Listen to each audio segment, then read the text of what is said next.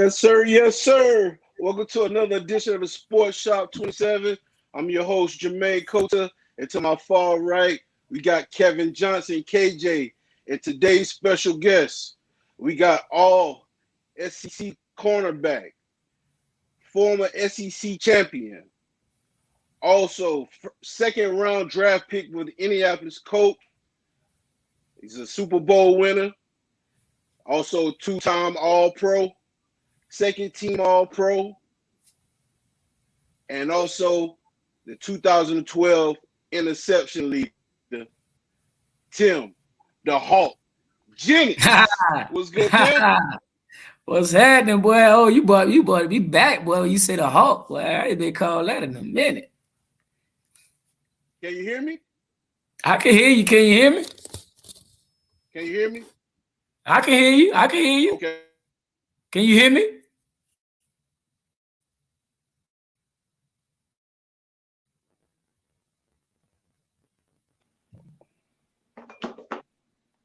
Yes, sir. All right. For the people that don't know you, let them know a little bit about your background and where you're from. Y'all can hear me good? Yeah. Okay. Man. Let's do it. Man. Yeah, all right, KJ, man. Welcome back, man. Yeah, well, like you said, man, Tim Jennings, man, look, from Orangeburg, South Carolina, 803, all day, every day. Small town, man. Played at Orangeburg Wilkinson High School. Yeah, man, and just had a chance to go play at the University of Georgia.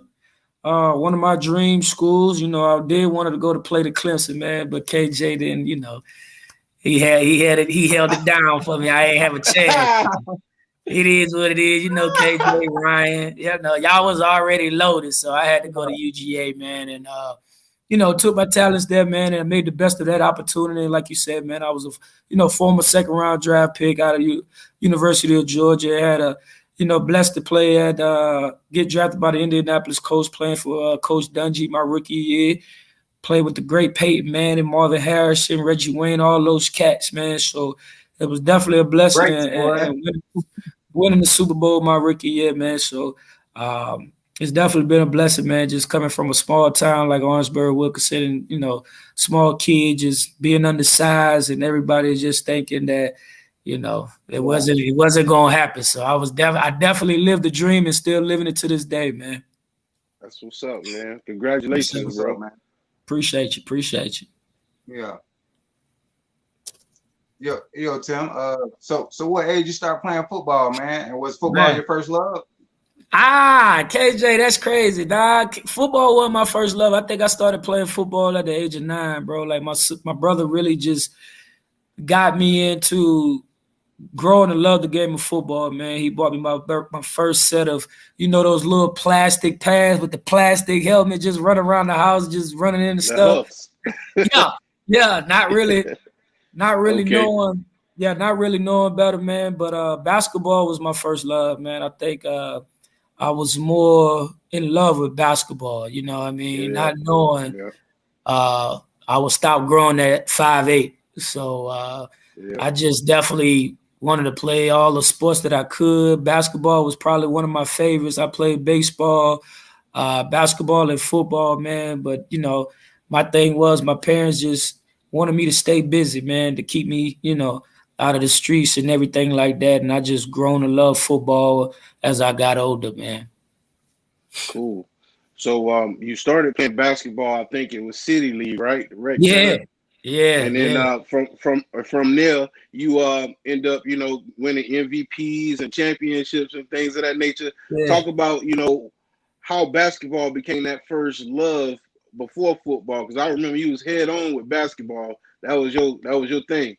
Yeah, man, it was just fun, man. It was fun, you know, playing with a great group of guys, you know, guys that I kind of grew up with in that city, like you said, in the city of Orangeburg. Kind of, you know, everybody. You know what I mean? Everybody know everybody, and I just grew to love basketball, and I was pretty good at it, man, and had a lot of success from that. So, you know, like you said, getting all the accolades, being successful, everybody just loving, you know, playing the game of basketball, having so much fun. That really just got me to love to compete the way that I learned the level of competition there when I was growing up playing basketball, man. So as I got older, I just, always took that level of competition to the next level, man. And I think that's why I'm here today. Great, man. So along the way, going through the development stages, who were some of the coaches that was influential in your decision making to stick with football? With Bobby Rivers, like Bobby Rivers, man, yeah, he was definitely, influential to me. I had a lot of great coaches, man. I probably, even if I've missed naming some of them today, but I'm pretty sure they know that it played a big influence on my life, man. And some of those coaches I still keep in contact, but definitely when I got older, man, and started playing football, those coaches like Coach Tommy Brown, Bobby Hemby, those guys, the kind of way they took my whole understanding of sports and competition to a next level. I mean, my brother played a big part. He coached me when I was in the little league, man. And he taught me a lot of key points about, the sports, but itself, it was just more like life. You know what I mean? Like what I go through in sports is just what you're going to do when in life, how you handle it is, going to make you as a man, as a player. So my brother played a big part of that, man. As I got older, like I said, Coach Hemby, man, Coach Brown, Coach Norman, Coach Sistrong, all those guys that dug in my, just dug in me when I was growing up, kind of played a big part as I got to the level that I'm at now.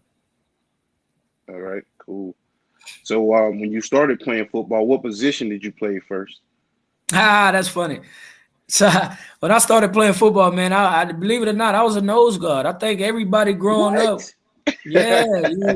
Like I had to put my hand down in the dirt because I think they thought I was quick. You know what I mean? Everybody was kind of like the same size back then. All the bigger guys kind of play running back and, because then nobody really want to tackle them. The smaller guys, they wanted to put you in the line to kind of use your quickness. So I played D-line, man, to try to penetrate the ball, get the ball from the quarterback in the center hand as quick as I can. But, that didn't last very long. Then they put me at running back because they realized I was fast. So I played running back. I made a good, I realized I was fast when I was in a little league and playing running back. Like, if you give me the ball, like, it's going to be hard to catch me because I'm running for my life out there, man. So that's what I knew. That's what I knew. All right, I could probably do this. Okay, cool, man. Cool.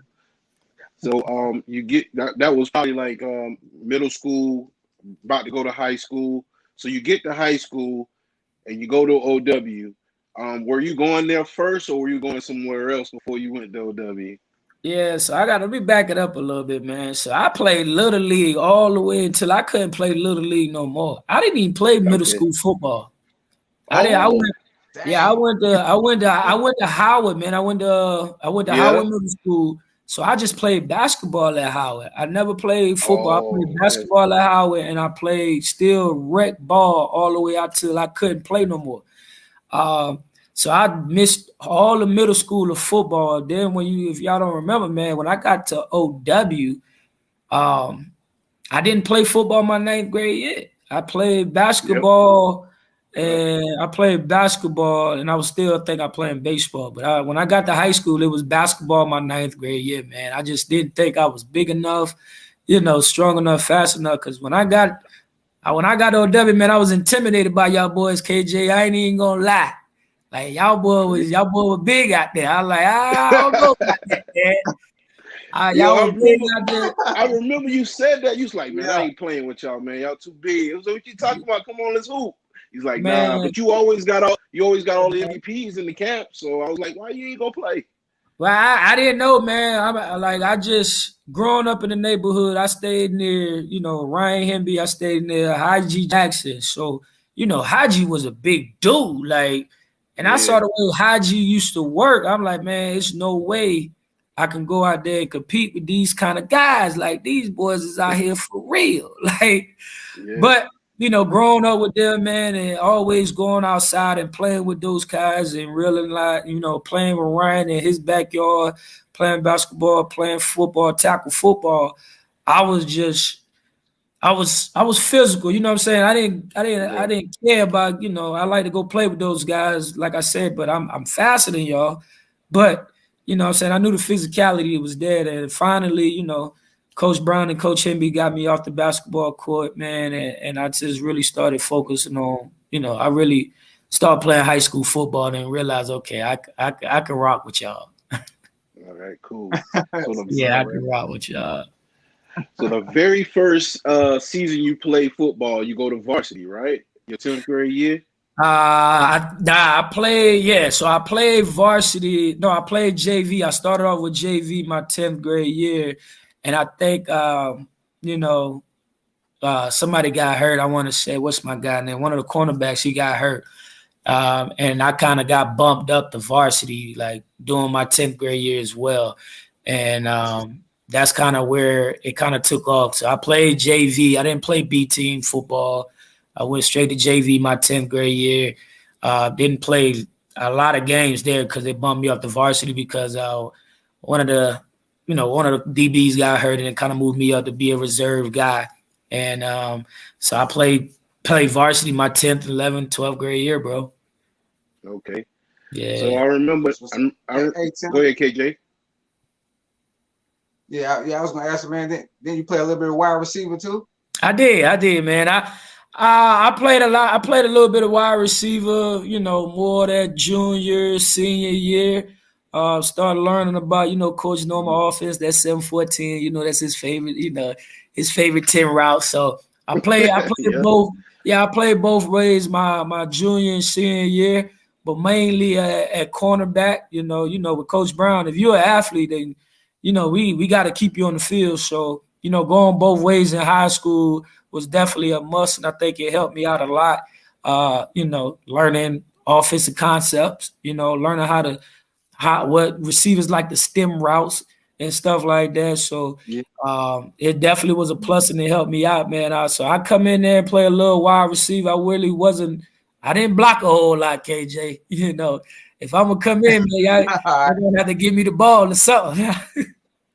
Yeah, for real now. Yeah, I need the ball. Because I'm trying to score, baby. Yeah.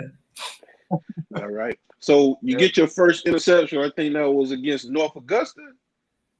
About 95-yard return. Oh yeah, you taking me back, but hey, you taking me back.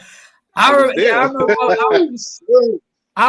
first pick. Yeah, I remember my first pick, man, and I think that was like my 10th grade year when Buddy. I think it was kind of like me and Ryan at corner one of those games, and North Augusta threw a little hitch route. I didn't know what I was doing. I was able to break on the hitch, and I took it to the house, man. And that was something crazy right there. KJ, you already know. Yeah, you already know a hitch, boy. You get a hitch, you gotta know, boy. Yeah, I was out there looking stanky young, but I tried. You had all the socks on though. You had the sandal socks. Catching cramps like nobody else, man.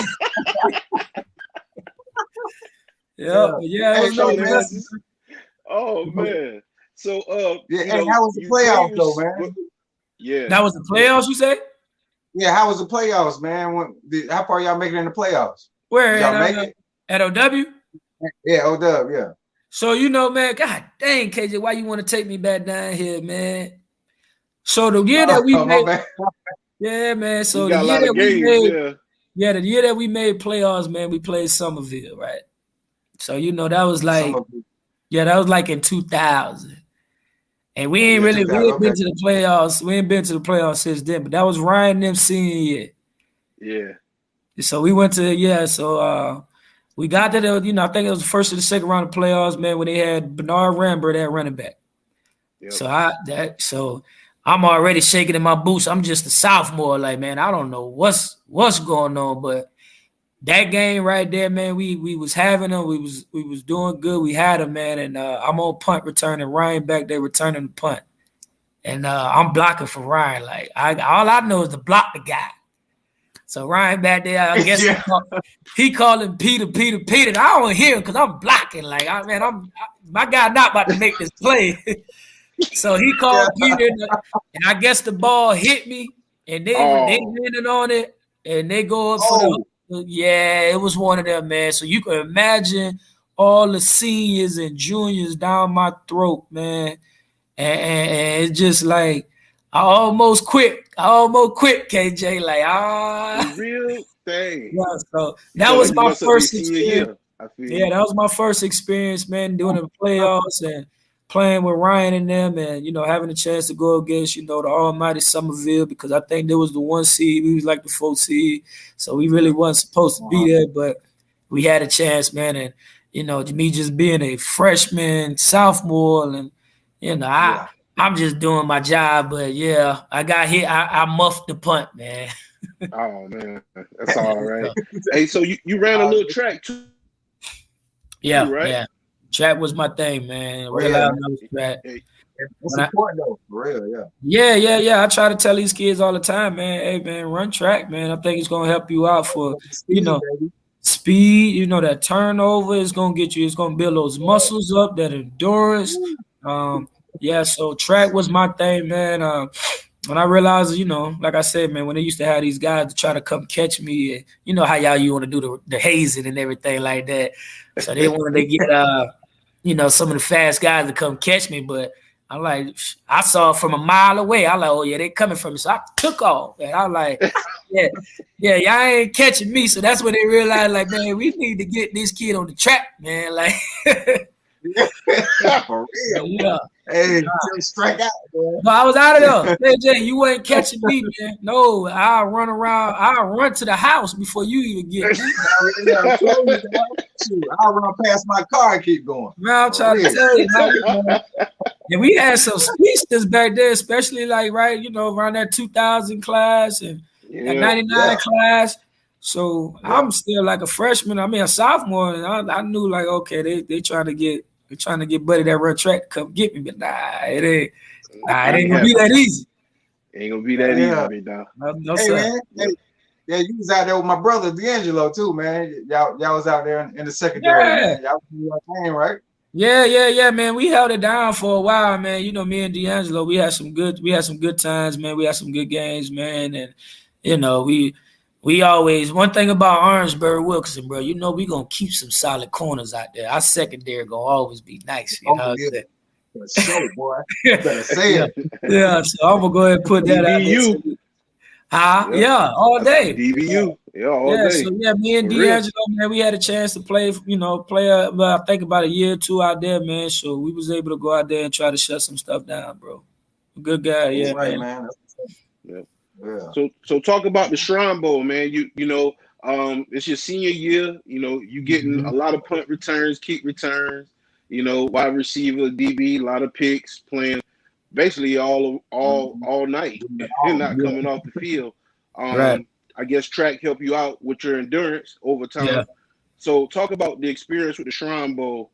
A lot of people don't get the experience that even top players don't. Not everybody get picked for that. Talk about the privilege and the the opportunity that you were able to take advantage of. Well, glad you asked me that, man, because that was definitely one of the biggest opportunities I think that got me to this level, man. To be honest with you, because I had some stats in there, but I was like a 2-star recruit. You know what I mean? I wasn't up there, highly recruited to go to the Shrine Bowl. I think we had something smaller like the East West or something like that. But Coach Brown had the opportunity to coach in the Shrine Bowl. They asked Coach Brown to come out there and help. So Coach Brown got invited to coach. So with you being invited to coach, you're able to bring one player from your school. And so what happened was Coach Brown told me, hey, man, we're going to the Shrine Bowl. I'm like, wait, what? Like, that's crazy, right? So talk about that day you went in his office and he told you that. Talk about that moment. I mean, it was probably jumped on the fence. Yeah. But what's crazy, KJ, to be honest, man, at the time, I didn't know the magnitude of the Shrine Bowl hell, man. I just didn't know how big it was. Yeah, I didn't really know that. Like, it was just the fact that, once again, I'm here playing football. I'm pretty good. Yeah, you know what I mean? It was an opportunity. So I'm like, all right, coach, like, yeah, that's what's up, man. I don't know exactly what it is or who gonna be there, but shit, I'm ready for it, you know what I mean? But it didn't hit me. It didn't hit me until I actually went and I saw all these big time recruits that you hear about, you know what I mean, that you've been following all throughout your, high school career, and realize like, okay, this man got by, he leading the county in picks. Like, okay, that's who that is. You know what I'm saying? The Roscoe Crosby, the Aries Curry, you know what I mean? Those cats, like you are like, oh, okay. So when I got there, man, it was just like, all right. Once again, I'm underrated, 2-star. I'm going against these 3-4-star guys. So I'm like, all right, well, here we go. Like, here's another opportunity for me to, shine and do my thing. And what happened was I had a great week of practice, man. I was, you got all these Clemsons and these South Carolinas and these, big time D1 schools. And I ain't never seen them before. They ain't never come to OW to recruit us because we didn't have, big time guys. My senior year, it was, me, Joe D, some other kids that were just going to like South Carolina State. We was going to stay local. But I go there, man, and I had a great week of practice. It didn't come game time. I have 2 interceptions, man. And that's when, it was during that week when Georgia really started making some phone calls. You know what I mean? Like, hey, coach. And I didn't even know that until I actually go take my visit at the University of Georgia. That's when they saw me, you know what I mean? And I was getting letters, but I never got offered, you know what I mean? I never talked to the D coordinator, no recruiting coach, no nothing. Like, it took the Shrine Bowl for me to realize, hey, coach, it's a play out here that I think we missed. You know what I mean? So that's when they really started doing their homework and start, going through the process, man. So shout out to Coach Brown, man, that, took a chance on me to go with him to the Shrine Bowl and showcase my talents. And I tell, kids now, like, that opportunity really set me up to where I'm at today, bro. Yeah, man. That was huge. That's what's up, man. Yeah. How y'all do that week? I know you had the one-on-ones and all that. So you went against Aries and all them in one-on-ones? Man, you went against, Aries, the Roscoe Crosbys. Oh, man, it was the kid from South Carolina, Troy Williamson. He was that guy. You remember Troy? Like, Troy was fast. He went to South Carolina, ended up getting drafted number 7th overall when he left South Carolina. But Troy Williamson was that guy, man. So going against him in like 1-on-1, 7-on-7 team, you know what I mean? Like, it's just like, I don't know what it is, but it's just like I kind of elevated the game a little bit. And and it just kind of, the opportunities came there like, okay, I've seen all this before, you know what I mean? Like, I face all this, you know what I'm saying? I had good quarterbacks like James Murdoch, you know what I mean? Like, I seen all this. This is nothing new to me, you know what I'm saying? I've watched, Woodrow. I've watched, a lot of y'all great receivers that came through there. So I really grew up watching that show. When I got in that moment, it was kind of like, it was second nature. Like, all right, you know what I'm saying? Like, I watched Ryan Henby for so long. I watched you, KJ, for so long. So when I got there, it was just like, all right, like, this ain't really nothing new. It's just time to compete. You feel me? Word. There you go, man. What's up? Yep. You did a good job. I'm proud of you. Yeah. Appreciate it, KJ. You leave the Shrine Bowl and you get into your recruiting process. What schools do you visit? And then tell us about how you got to Georgia. All right. So, yeah, I mean, I was getting recruited. Georgia Southern, I think, was probably one of the first offers I got. Okay.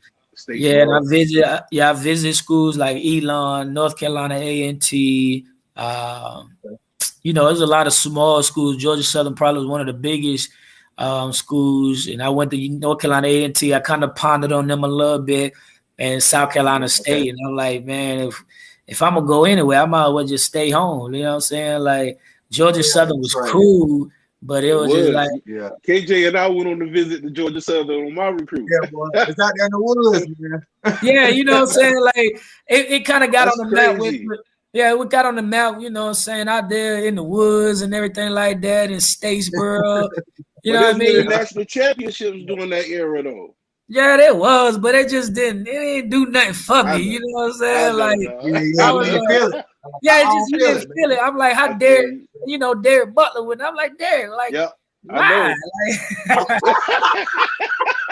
I went out, I went out there to the games, you know what I'm saying? I went out to the games because what happened was, you know what I'm saying, the environment, the whole atmosphere, because I used to go a lot to Clemson games, you know what I'm saying? Coach Stockstill was my guy. Like, Stock was my dude. You know what I'm saying? Stock would hit me up more than anybody else. You know how Stock is, man. Stock love you, Stock love you.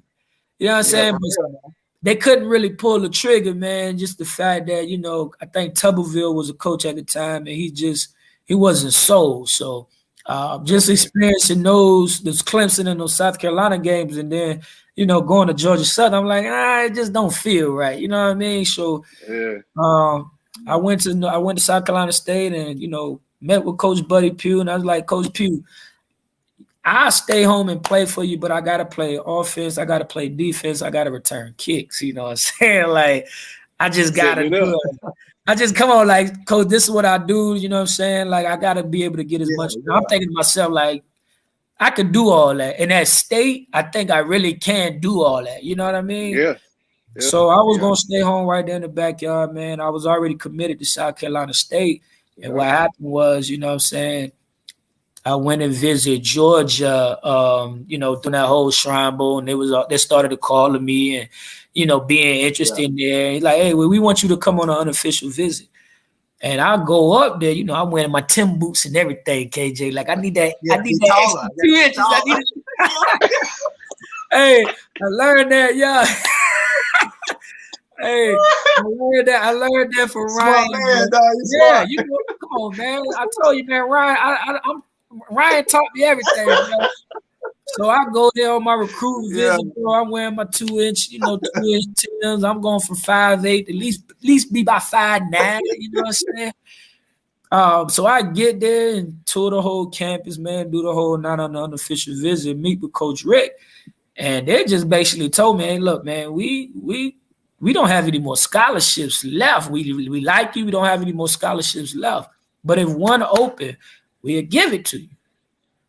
So I'm like, damn, y'all brought me all the way up here. You know what I'm saying? I mean, I appreciate the opportunity seeing the campus and, you know, experience this type of, because it was still a dream of mine, you know, to go to, you know, visit that. And I've been following UGA for a while. So I was glad I have that experience. I wasn't too disappointed.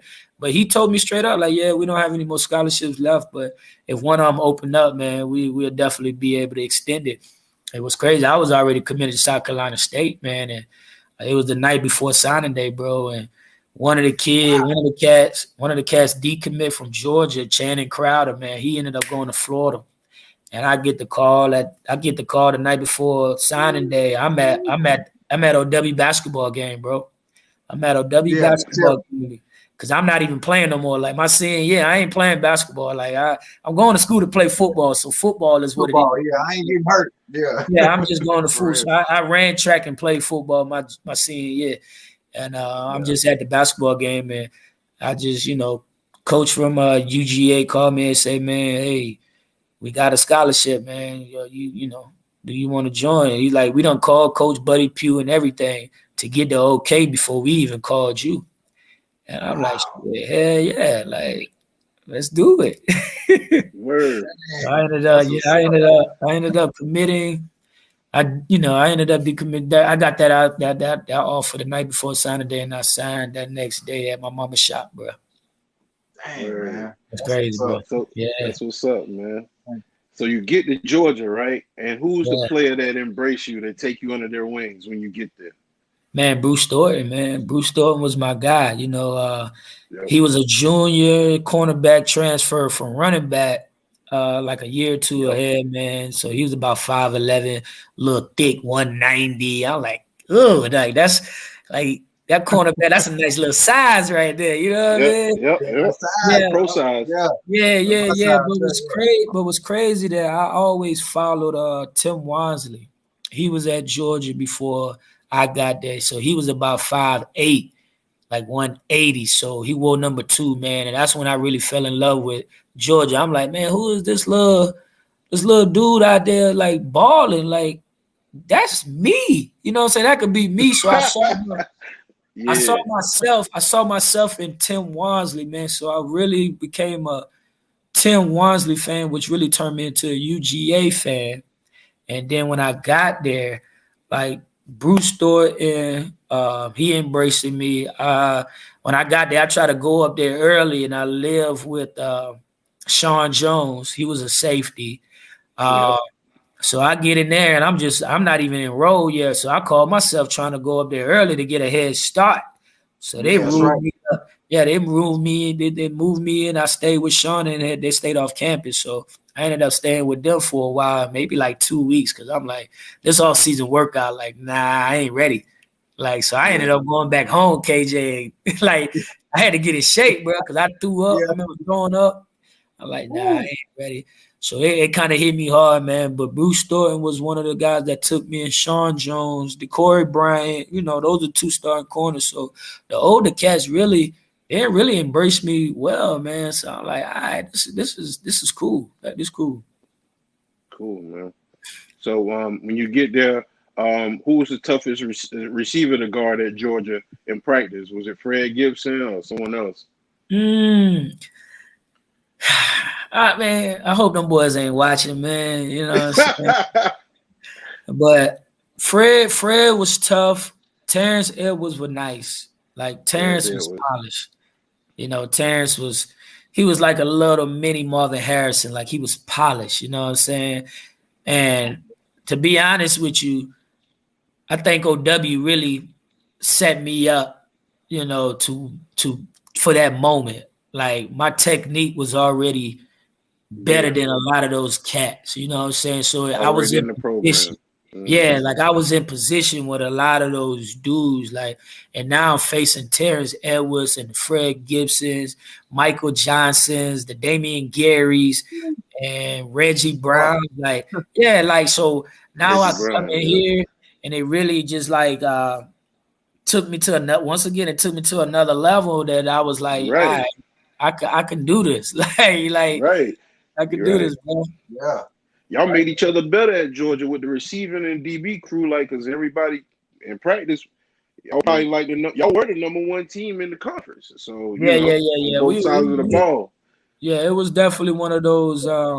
Going into that situation, man, I think it prepared me a lot, man. Like, it prepared me a lot. But like I said, I think OW, Coach Hemby, teaching me like techniques, backpedaling. To me, 90, 45. You know how Coach Hemby was. So having that technique when I got there kind of already catapulted me over those 4- and 5-star cornerbacks, man. So they was like, well, this guy already got it, you know what I'm saying? I think they really kind of had to play me, throw me in that fire.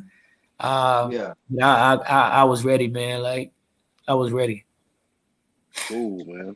Hey, Tim, so did y'all do a lot of man or zone? Because, man, you had like 10 interceptions, man, for your career, man. Yeah. So, at Georgia, man, we did a lot of fire zone, man. We was a lot of fire zone. I started at nickel. I played a lot of nickel my true freshman year, my true freshman year, our first opening game was against Clemson. We bust y'all behind then, too, So we played a whole lot of fire zone, man. We didn't play a whole lot of man. I played nickel, then I played some boundary corner where you had to be physical on that outside, and then I moved to a wide corner where I really had to play the whole field. So it's like I got everything from the inside to the boundary to the wide corner, man. It wasn't really a whole lot of man, and I think that hurt me when I first got into the NFL because I didn't know how to play man like that. Like, I was really killing in that zone. Like, I could see everything. My instincts was good, you know what I'm saying? Playing that nickel. Quarterback. Yeah, I could see. Yeah, I could see the quarterback. I could jump that. You know what I mean? Though, so we didn't play a whole lot of man, but I got introduced to man real quick though. when I got drafted, dog. Cool, man. Well, speaking of jumping things, I got some footage here I want to go ahead and share with you. Okay. All right, let's do it. All right. Here's the punt. They blocked it. Broke through on Jackson. First time in his career he's ever had a punt blocked. It's Brian McClendon.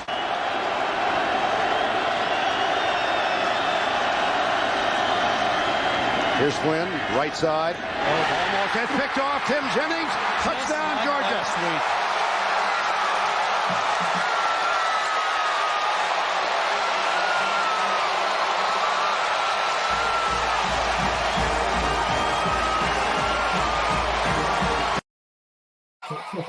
Yes, Big sir. game, Yeah.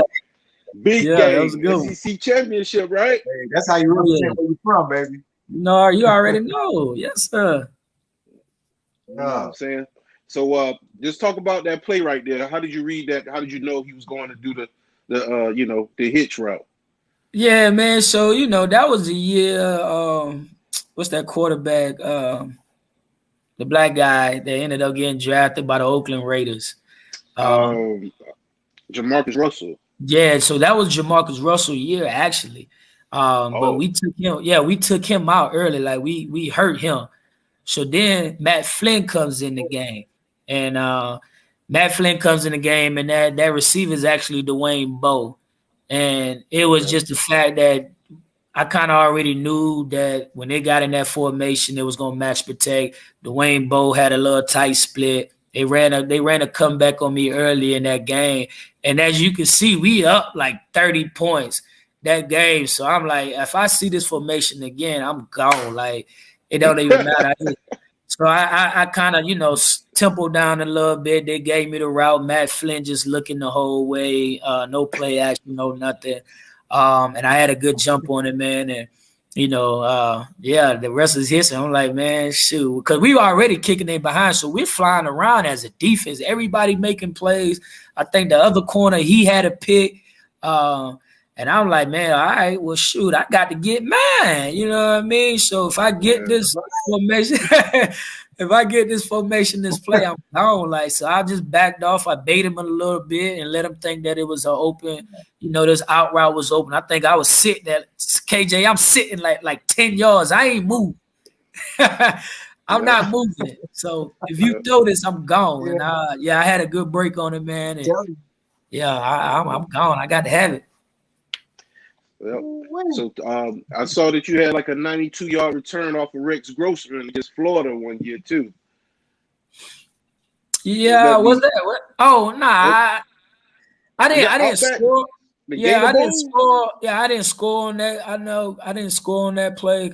I never took Rex Grossman. I did pick him, and he tackled me. I had a nice little return, but he tackled me. I didn't have the moves back then, KJ. I couldn't shake them, man.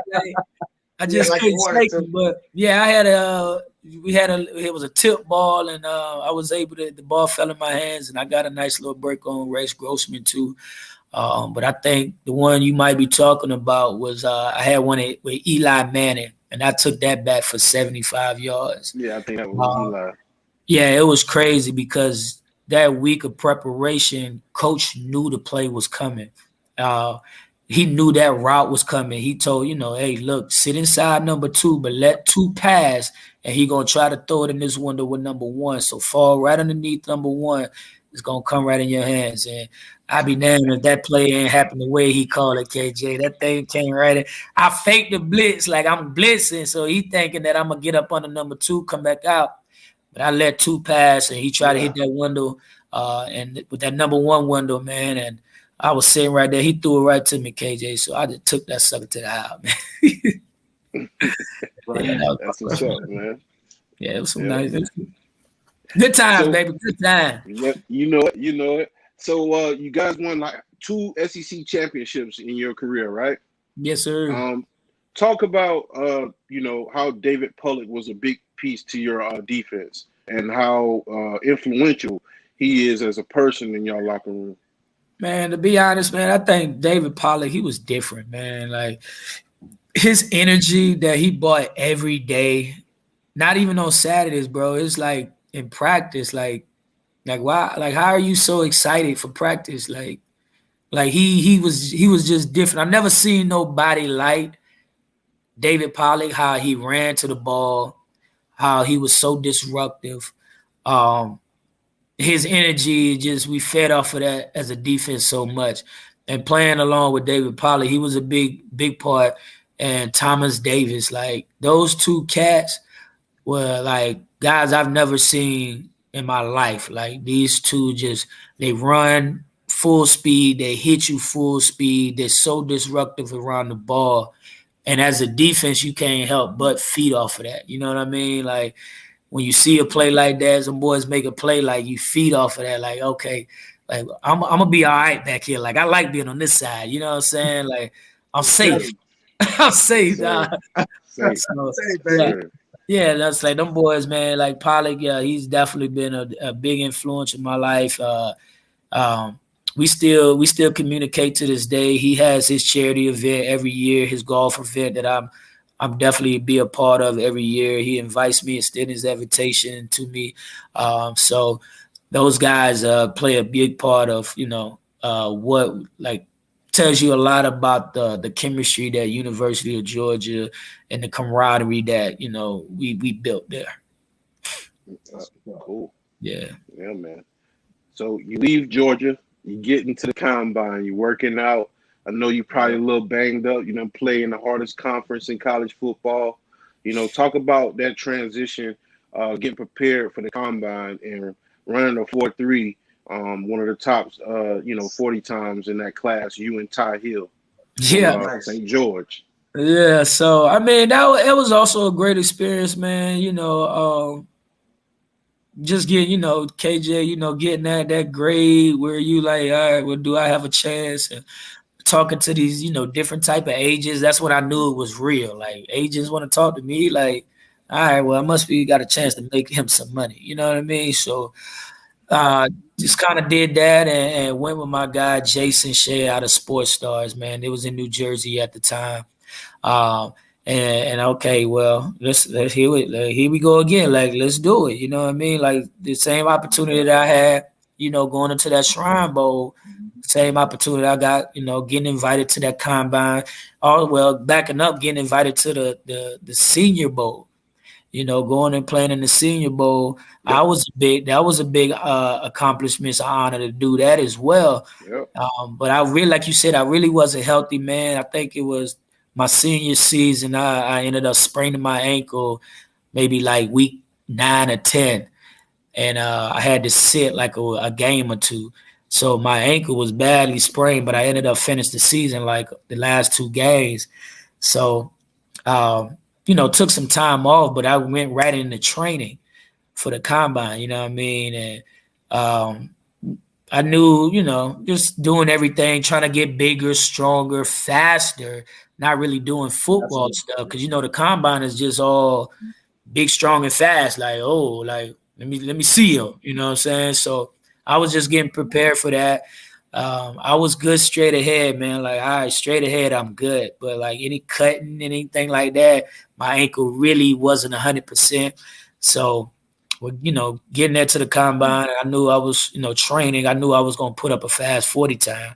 I knew I was going to like probably jump pretty decent. Didn't jump my best because I didn't have the explosion that I really needed, that lift. Yeah. But I'm going to go ahead and give it a go anyway. But once I ran that 4.3, I was like, all right, I ain't doing nothing else. Like, this is what y'all want to see. You know what I mean? Yeah, so I ran that 4.3, and I think that really took my grade from a 4th round, 3rd round grade to get me drafted in the 2nd round. But shout out to the guys that Jonathan Joseph being from Rock Hill, South Carolina. He ran a 4.3. Right. Ty Hill from being from South Carolina, 4.3. And then, me coming in at a 4.3 too, from being from Orangeburg. Like, we were the top 3 guys with the fastest 40, man. So that says a lot about, where we from, what we put into this game, and just, what we represent, man. So that was a good year for South Carolina cornerbacks. Cool, man. So you get drafted to the Colts. You didn't know you were probably going to the Super Bowl team that year, your rookie year. So talk about going in the locker room with Peyton Manning and Tony Dungy and the rest of the guys in there. That's a legendary squad.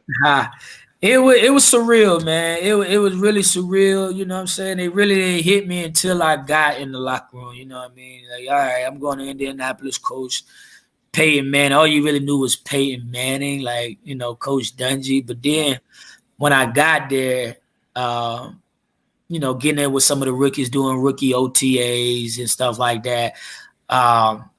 You know, you didn't see those guys, but when you got there and all the veterans there, now you see Marvin Harrison, you see Reggie Wayne, man, you see Dwight Freeney, Bob Sanders. Like, wait a minute, like, hold on, this can't be real. You know what I'm saying? Like, so it was, yeah, it just didn't feel. It was so surreal when I first got there, man, and then, you know, having the chance to be in starstruck. When I first got there, like, oh shit, like, okay, this is really happening. Like, all right. So here we go again. Like, you know what I mean? Like, here we go again. So, but that had to be one of the hardest 4 years of my entire football career. I say that because I had to see those cats every day. Like, I had to practice those guys every day. And that was one of the hardest practices I've ever had to be a part of. Like, Peyton Manning, the ball don't hit the ground. Like, he don't throw incomplete passes. Marvin Harrison, you can't touch him because he's too quick. Like, what? Man, you couldn't no jam. You couldn't jam it. Oh, you weren't jamming Marvin. No, you weren't jamming because you couldn't touch him. Like, he was just too shifty. He was too shifty. You know, Reggie Wayne, he was the opposite. He was more physical. He was big, physical. He's gonna power you to get into his route. Like, I gotta get here, and I gotta get out this break at a certain time. Marvin was different. Like, he was quick, so it wasn't touching him, and he was fast. And then you had Brandon Stokely. You had him at the slot. So that was already. Then you had Dallas Clark. Dallas Clark had tight ends. So you can already imagine, KJ, the handful every day at practice we had to go against. Like, practice was harder than the games, bro. Like, no cap. Like, it was harder than the games, bro. Like, I lie to you not, man. But I think that's prepared me, you know, on Sundays. Like, if you can cover Marvin, Reggie, Brandon, Dallas, Peyton, like, you're gonna be all right. You gonna be okay, bro. Like, but yeah, man, it was tough, man. But, you know, it was a great situation, man. I was definitely blessed to fall into that situation playing for Coach Dungy. I didn't think we was going to win the Super Bowl. Hell, as a rookie, I mean, I didn't think it wasn't. You were just happy to be there. I know, you know what I'm saying? Like, you just happy to be there. Yeah, from Orangeburg, South Carolina. Like, man, I'm just happy to be here. I just hope I be here for a while. And I hope I can make a career out of it. As a rookie now, and you can make a living doing this, but realizing how good we was, how good Peyton really was, and, you know, experiencing all that, it was just like, wow, like, we got a chance. And, like, I ain't know the magnitude of the playoffs. The playoffs were crazy. Like, it was just a whole different vibe. Like, it was too different. It was totally two different seasons. Like, the playoffs don't feel like the regular season, bro. Like, it was just crazy, man. It was just it was a blessing to be a part of that, you know, that and experience that with Coach Dungy and Peyton, though. Now, you know, I've been on both sides. I won one and I lost one. So, yeah, I experienced both. I remember. So you end up – go ahead, KJ.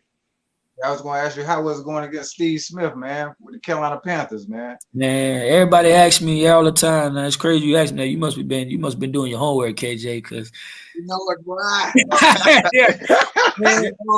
Yeah, so everybody always asks me, man, like, who was the hardest receiver you ever played against, man? And hands down, Steve Smith is the toughest one I ever.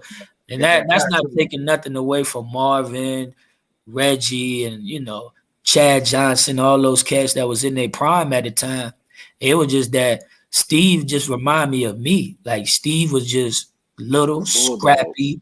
Yeah, he was a dog.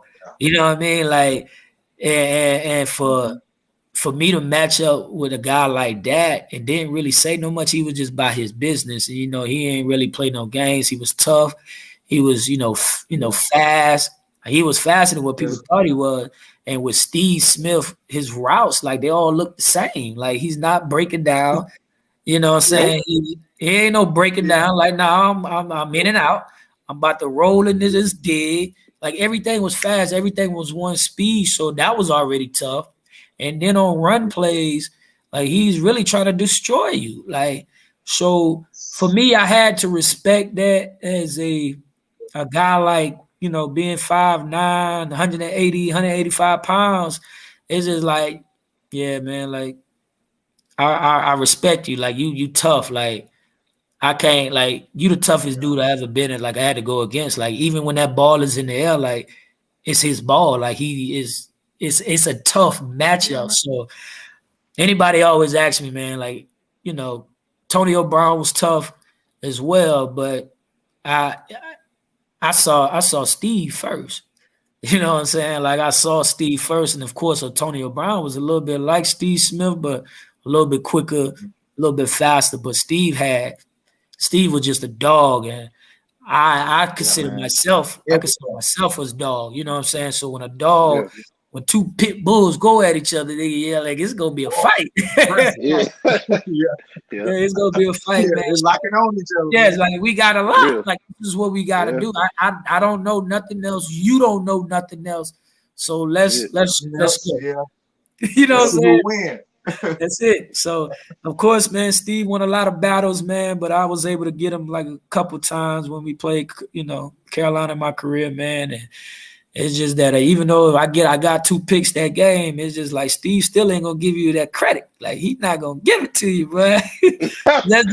that's just his mentality. Like, nah, like I'm that dude, and I can only respect him for that. Yep. So you get the, Chicago, just like I said, man, you get there with Lovie Smith against the team that you won the Super Bowl against. Right. Talk about how that transpired, man. Like you going to Chicago, leaving the Colts, first of all. And then second of all, talk about how Urlacher and Peanut Tillman were like 2 forces on the defense, along with yourself at that time during that era. Yeah, so I mean, it still played a role. When I left Indianapolis after my 4 years, and then, I was kind of disappointed it didn't like extend me or wanted to tender me, for another year or whatever like that, because I didn't really know how it worked. But that's when everything really kind of started getting perspective with me. Is like, I don't know what's next. So my agent, we had a few phone calls, I think Pittsburgh, Chicago, the Jets or whatever like that.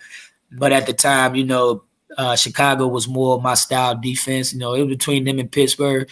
But of course, Chicago had more money on the table. So I'm like, duh, let's go. Yeah. So, but it once again, man, it was a good situation, man. And playing under Lovie Smith, that's the same tree with Tony Dungy. So I'm already going into a familiar situation. And then having a chance, like you said, man, and playing with Brian Urlacher, Charles Tillman, Lance Briggs, like it was surreal again. Like, here's this type of defense that I feel well in with, going to Chicago, a major city like Chicago, man. I didn't know what to expect from. I signed them on I think a 1 or 2 year deal.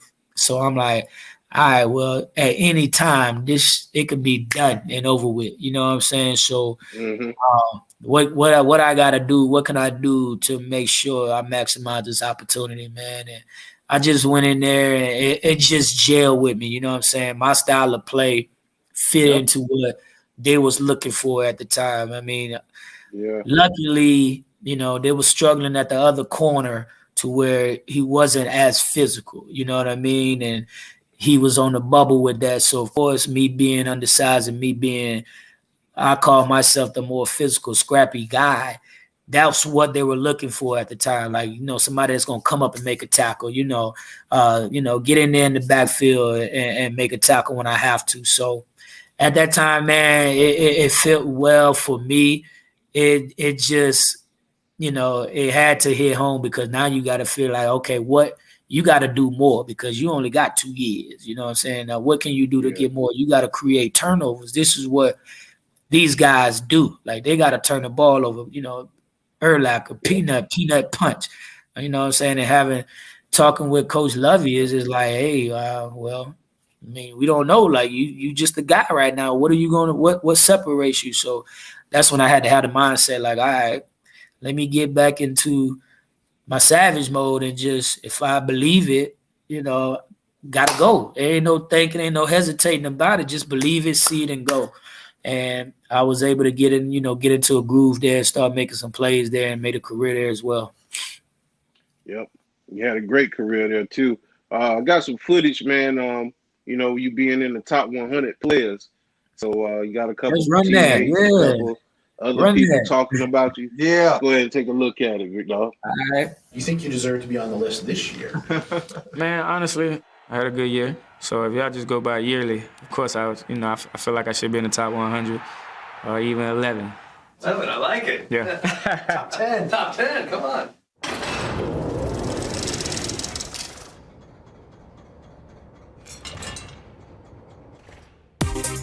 Tim Jennings is only 5 feet 8 inches tall, but the diminutive corner had a giant year, earning his first selection to the top 100 list.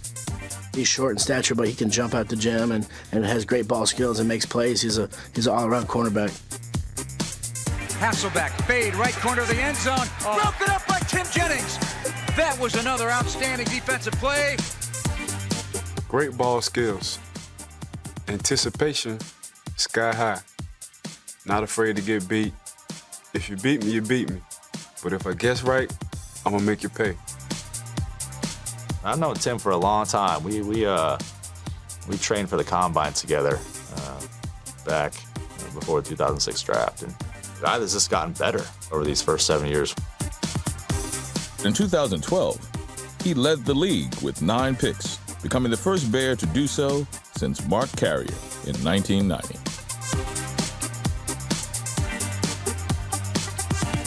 He's obviously got the ability to play man coverage and play on the other side of Peanut, and he gets more opportunities to make plays and get PBUs and picks. You got one guy on one side creating turnovers by stripping the ball. You got another guy catching interceptions. So it's a domino effect. Individually, 9 interceptions. Could you have pictured that in training camp that you get to that? Not 9, but I knew, I was going to have a lot of opportunities.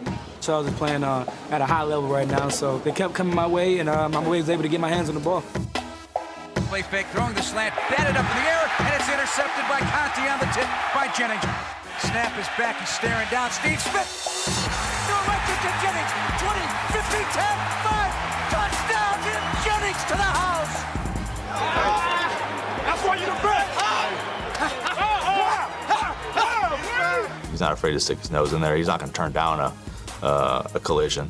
Jennings' physical play helped him earn his first Pro Bowl nod. But the 7-year veteran must not have received the memo that the All-Star game is only an exhibition. I had some words with him this year at the Pro Bowl.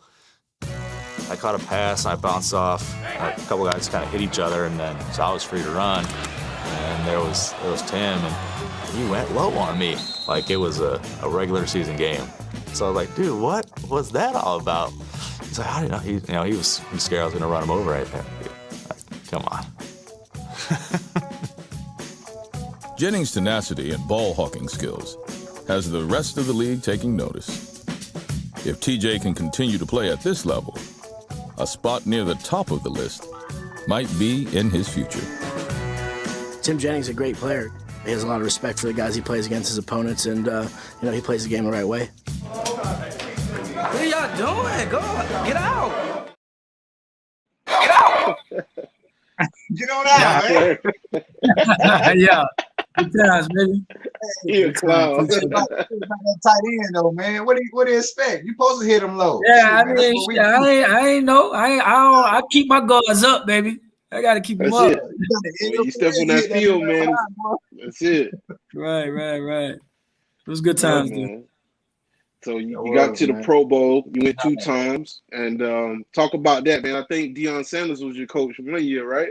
Yeah, Coach Brown. I was on Coach Brown's team, man. So it was awesome, man. That was a great experience, man. That first time, man, it was like me and Peanut being voted to that Pro Bowl, and we, me and him being on the same team, and we actually being the starting corners in the Pro Bowl. So that was definitely one of the surreal moments and highlights of my career, man. Just having to be able to share that experience with Charles Tillman. I think that was his first Pro Bowl, or maybe his second one, but for that to be my first one and to share the other corner with Charles, like nah, that don't happen too often. So that was definitely a highlight of my career, man, and definitely been an experience to where we can go down to Hawaii and experience that, man. I was able to take my family, and what's crazy that I bought Coach Brown that year. Like Coach Brown, like none of this would never happen, boy, if you didn't invite me to the doggone Shrine Bowl. Right. So, yeah. You got it. Yeah, man. So it was a must, man. Him and his wife came up there, man, and they experienced that experience with me, man, and forever be indebted to me, man. But it was dope, man. That second one, I've been one time, so now I was kind of smart with it. Like, I'm not buying all these plane tickets and hotels no more. Like, it's only a few of y'all coming this time. You know what I'm saying? So, but that first one, man, I had to go all out, man, and because you never know when it's going, you're going to go back or do it again. So we was able to experience, everybody enjoyed it, man. And luckily we won. So I was able to take home a little bit of money after all them damn plane tickets and rooms and stuff. So it was cool. Man. That's what's up, man. So I was going to ask you, what is Tim Jennings up to today, man? Man, that's dope, man. Today, bro, like I'm just giving back to the community and giving back to these kids, bro. Like I was just, that's always been a passion of mine, bro. Like, so now I do a little training, defensive back training with, some of these local kids around here in North Georgia. Helping them out. Yeah, I gotta get there. You gotta have that footwork. Just helping with that foundation, KJ. You already know, like this where it started at, man. Like, let me get these feet right, then I can just, do everything else with you. But that foundation is them feet for sure. And having some success where I had some kids at 9th grade year and then seeing them going off to college. And I got one that's going to Clemson also. Be on the lookout, man. Barrett Carter, KJ. You gonna hear about him, man. He going to Clemson this year. I got I train my guy Jordan Hancock. He's from North Gwinnett High School. He's going to Ohio State. So being able to instill in those kids, man, has really been a passion of mine. And now I'm going to my second year coaching at Denmark High School in the Alpharetta area out here, man. So I'm the defensive back coach here. And I'm enjoying it, man. I telling everybody, man, I like to, I got to stay busy. I'm retired from football, but I ain't retired from, work. Like I got to stay busy, do something, man. And I think I still on this grind, man, where I'm, be able to help out the youth out this way, man, because it's like, if I don't give it to you, then I felt like I did it, you a disjustice as much as I can, especially everything that I've been through, my whole background, where I came from, to let you know that it's pretty much anything possible, with presented with the right opportunity and making the best of that opportunity, man. So just being able to, if I could just reach a few of those kids, man, I think, that's kind of what I'm here for. I think that's why, I've been put in this position that I am in. And I'm, grateful to be in the position now to coach at this high school level and being around a great group of, great group of kids, being around a great group of coaching staff and being on the same page as far as what's next. What do we want to instill in these kids? It's, of course we want to win games, but it's bigger than that at this level. Like, you know what I mean? So how can we help them realize that? And that's where I'm at today, man. And I'm enjoying, man, and just playing golf, bro. Like and also playing golf. I gotta figure out this golf game, baby. Yes, sir. It's a fun game to play. Yeah. Go ahead, KJ. Yeah, we got the Clemson Georgia game coming up. What's the final score for you, man? I already know Clemson gonna win, but what's the final score? I mean, yeah, I don't know about that, KJ, but I like us. You know, I like us. You know what I'm saying? I think we'll beat y'all by 2 scores, though. I think we'll beat y'all by 10 to 14 points. Yeah. Okay, I'm not gonna disrespect y'all because y'all still all Clemson, you know what I'm saying? Y'all got natties, you know what I'm saying? Y'all pretty high. Right? So yeah. Nah, bro, we different though. I think we got a good chance this year. I mean, I don't even know who's y'all quarterback, so it don't even. You know. So it is you don't know who he is, so you can't pronounce his name. I really don't know who it is. You know, I haven't. Oh. All we knew was Trevor Lawrence last year. I'm a type of guy that you got to show me. You got to show me what you do before I remember who you are. So this game of Clemson, I see a lot of new faces, man. I think I just like us because I mean, we got our returning quarterback coming back, and I think he's really a good football player that's going to play on Sunday. So I like him. I like our defense. You know, we still, you know, top 2 in recruiting. So we recycle them.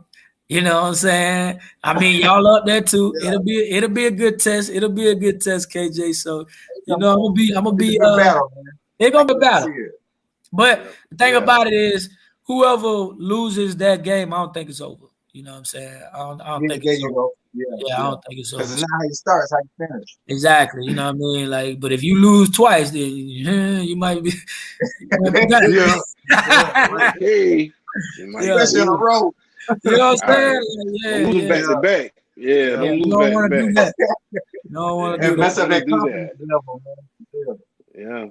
Yeah. So, what's your message to the youth right now, man? It's a lot of stuff going on in the world.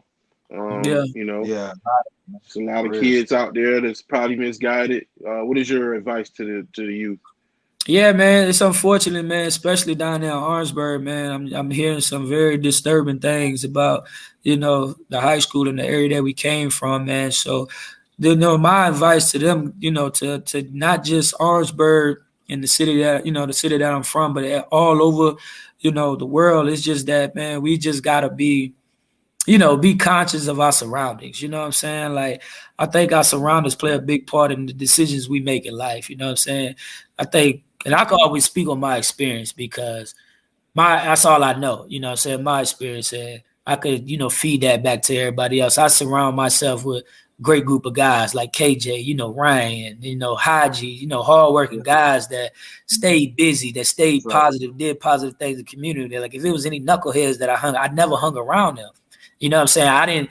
It's just the fact that that just didn't attract me. You know what I'm saying? Like, my best friends to this day are the best friends that I had in high school. You know what I'm saying? Yeah, in high school. Like, I got one that's an engineer. Like, I hang around those type of guys, and I built a relationship. Yeah, you know what I'm saying? That you gotta, because that's one of the things us being competitors, we push each other to be great. You know what I'm saying? And then when I went out to University of Georgia, I got best friends that I built great relationships and still friends to this day, to where one of my good friends is actually the offensive coordinator / receiver coach at Oregon. You know what I'm saying? He had a chance to play in the league. He got his degree in Georgia, but I knew he was going to be like, okay. You know what I'm saying? Because it's just the way that he carries himself, and I always surround myself with those type of people, man. And not, you know, so that'll be one of the definitely, you know, the biggest keys that I would tell, man. Surround yourself with the right people. You know what I'm saying? That's striving to do, you know, great things, that want to be great in life. So now you got something to push yourself towards. You know what I'm saying? Or y'all could push each other. You know what I mean? And embracing the opportunities that comes your way. You know what I'm saying? Like, if it's a great opportunity for you to go to school, I don't care where it's at, go get that education. You don't never know what that degree gonna hold you. Excuse me. You don't know what that degree gonna hold you to open up another door. That was me. Like, same thing. Shrine Bowl open up. I ain't know, but I'm gonna take it. You know what I'm saying? I was going to South Carolina State, but I ain't know. But coach, look, I got to play all this. You know what I mean? Like, give me this opportunity to do this. But Georgia opened the door where I didn't know. I was the last recruit to sign, but let me take this opportunity and make the best of it. And I was the first one to get drafted. You know what I'm saying? So having that opportunity, making the best of it is one of the key things that I think is successful in where I'm at today. You know what I'm saying? It didn't even have to be that, but I felt like me going to Georgia, I built the relationships to, you know what I'm saying, to help me along the way, having that opportunity. I built some great people to kind of help me if I got any questions. All right, how do I do this? So, you know what I mean? Like surround yourself with great people, man, and leave that dumb stuff. Whatever you think is cool. I just that just wasn't me. I just never vibed to that. You know what I'm saying? I knew a lot of them. You know what I'm saying? If I got a problem, I knew who to call. You know what I'm saying? But I didn't roll with them. You know what I'm saying? Like I just didn't roll with them, and just didn't want to be in a position to where I would regret it. You know what I'm saying? Hurt the legacy, hurt that name that I carry. You know what I'm saying? Because at the end of the day, like I done been through some things, but when I went through some things, it just felt like I let my family down more than I let myself down. You know what I'm saying? So that was big on me growing up. And I would just encourage kids like, man, look, surround yourself with good people. You're not going to be no less popular if you hang with somebody that's less popular. Like you never know. That might be the next president of the United States of America. Like Bakari Sellers. I played basketball with that dude. Now look at this guy now. Like you come on, like that's what I'm talking about. Like Orangeburg, we got great things in store from where we came from. You know what I'm saying? Let's just make the best of our opportunity by staying out of trouble, not doing dumb stuff. Surround yourself with great people. You never know. You might reach the person next to you.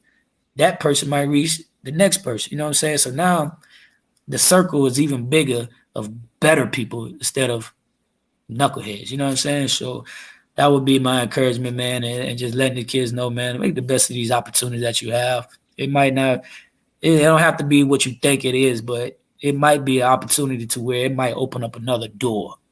And, you know what I'm saying, look where you know what I'm saying, you never know where you're going to end up at. Yep. It's just like our show, man, it's not how you start, it's how you finish. Yes, That's sir. what we always say, every episode. That's what it is. Shout-outs, any players, coaches, mom, dad, family members, cousins, friends that you want to shout out. Shout out to everybody, man. Orangeburg, South Carolina, man. I know I ain't been home in a while, man, but I'm always, what I'm saying, I still keep y'all, keep in touch with everybody. Facebook has definitely been one of the outlets, that keeps me what's going on with Orangeburg, man. Things just really getting busy to where I'm coaching now. I'm enjoying what I'm doing. Mom Duke's still down there. All my family's still down there. So I definitely come home. I'm kind of in and out. I still see a lot of those guys. So shout out to my fam. I saw my cousin Renee, her big head was on here. My mom, Deuce, man, she still got the shop, Creative Fashion over there on, all right, across from Dario. So if y'all know me, y'all know my mama. Yep. She's still there. She's still working.